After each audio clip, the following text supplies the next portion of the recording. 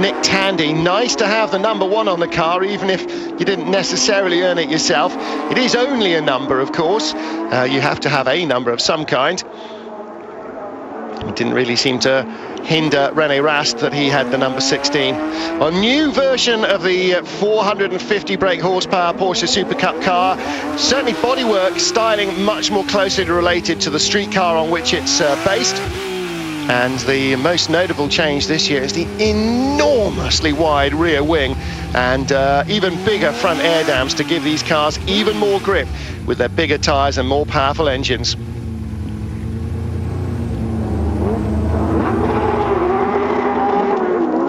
Cars filing onto this 25-car grid. There's the third of the Team Abu Dhabi cars coming onto the tail end. Al Kabesi right at the back. There's Sasha Masson and Sean Edwards' cars further up. On board with Sean Edwards. To his left is the number 12 machine of Robert Vandenberg. In fact, this isn't Sean Edwards, is it? This is Al Kabesi. Al Kabesi, rather. I beg his pardon. 32 is Farhan Al Kabesi from Bahrain, racing here at his home Grand Prix circuit. Look on the left-hand side, Nick Tandy with the bright turquoise bonnet pointed very much to his left towards René Rast as the red lights come on. Away they go, another short hold. Good start from the front row man. Very quick getaway again from Stefan Rosina. That was the secret of his success yesterday. Again, he gets the car hooked up very well. He's into second. Rast leads Rosina, and around the outside, Blake Molen squeezing Nick Tandy. Tandy goes with Blake Molen. Oh, somebody dumped oil. Either at the end of the GP2 race or coming out of the grid for the Super Cup race. Nonetheless, Tandy's still down in 4th place. He's been shuffled back. Norbert Siedler in 5th. It's René Rast that leads. 2nd is your own Blake Molen. 3rd is Stefan Rosina. 4th is Nick Tandy. Then the 2 Veltins MRS cars. Siedler, Seyfarth, Siedler. You work it out. I'm not sure which is which. The red strip. Oh, let me just check my notes. I'll do that later. Not to worry. On board with Jan Seyfarth, that answers that. Thank you very much, Mr. Director. 10 laps then, fast and furious to this Bahrain circuit. It is Siedler in front of Seyfarth, as I sort of suspected it might have been from the way they came round the grid. And looking there, the number 5 machine of Niall Breen made up a couple of places, I think, away from the start. Through this tight and twisty section, these Super Cup cars really ideally suited for this. Not quite as quick as the single-seaters of GP2 or Formula 1, of course. Oh! And that's trouble right at the front of the field. That's Jan Seyfarth's view. He's been clattered into from behind. Don't forget Norbert Siedler, his teammate, was there.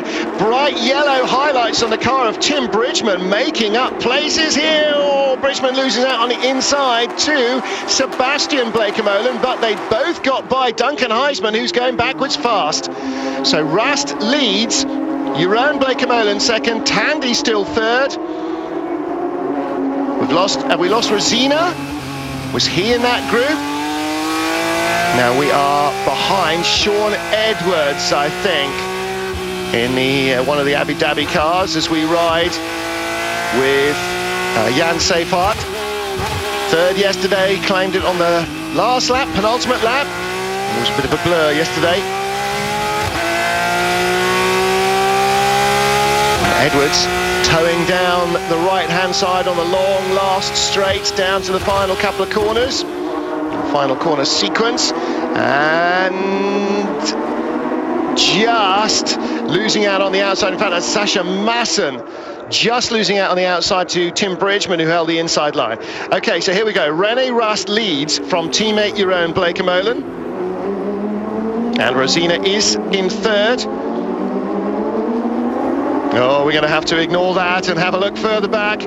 Tim Bridgman's got by, and Sasha Masson loses a place as well as flapping its back bumper. Jan Seyfarth goes through. Oh, more incident avoidance going on.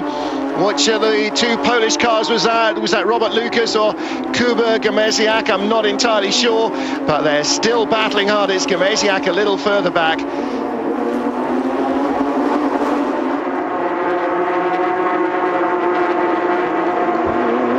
Cars running everywhere. Have a look at the start on the left of the front row. Your pole man, Nick Tandy, doesn't get away. Stefan Rosina again starting very quickly.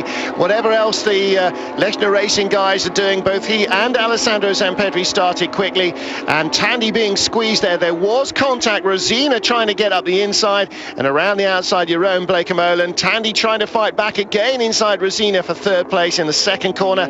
Didn't quite happen. Here's Blake Molan's view. That's Nick Tandy on our right. And Rosina is coming to the far right there. Blake Molan closing down Tandy, but then Tandy's forced out by Rosina. They're 3 wide at this stage. Rosina on the inside, and Blake Molan still trying to get up to the apex now from Jan Seifert. What happened here? He got turned around by car number 2, Siso Kunil. Now, whether Kunil also got clattered into from behind or not, hard to tell, but seems as though it was him that made the contact. And William Langhorne rather clumsily punting Niall Breen in the Schnabel Engineering Parker racing car. That's a shame for Niall, because he was looking good as well.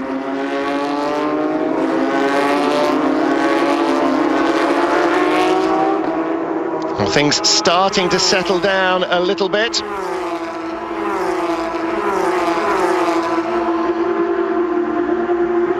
There you can see the bright yellow highlights. Tim Bridgman back behind Patrick Heisman now as he got eased off a little bit. And right behind him is Jan Seifert. Bridgman's car is going to be very easy to spot, and I'd like to just say personally, thank you very much indeed to whoever came up with that bright yellow livery on the Parker racing car. Thanks, guys. And in fact, if you can make Niall Breen's fluorescent pink rather than a sort of blackish colour, then that would be even more appreciated. Heisman defending hard. Heisman without a drive at the beginning of the season, coming to the Conrad Motorsport team and basically saying, yes, France kind of saved my racing for this season, saved my racing career.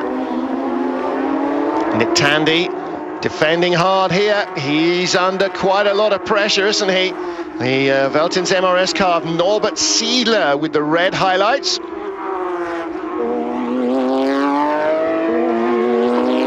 Tandy in Franz Conrad's traditional white and turquoise. I lost track of the number of years that I've been watching Franz's cars race with those colours on. Still never really quite come up with an answer as to why that tended to be his colours. He just kind of quite liked them.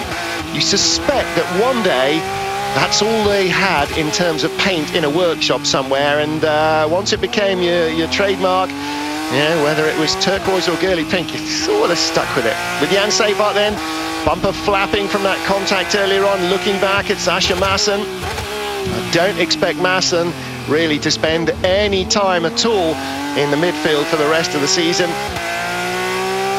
Bahrain, not a circuit I think he's raced on before, and the Team Abu Dhabi 2-limit car with the Deutsche Post livery as well on the bonnet as well. I think it's going to be a regular front runner. Maassen's far too good to be stuck in the midfield.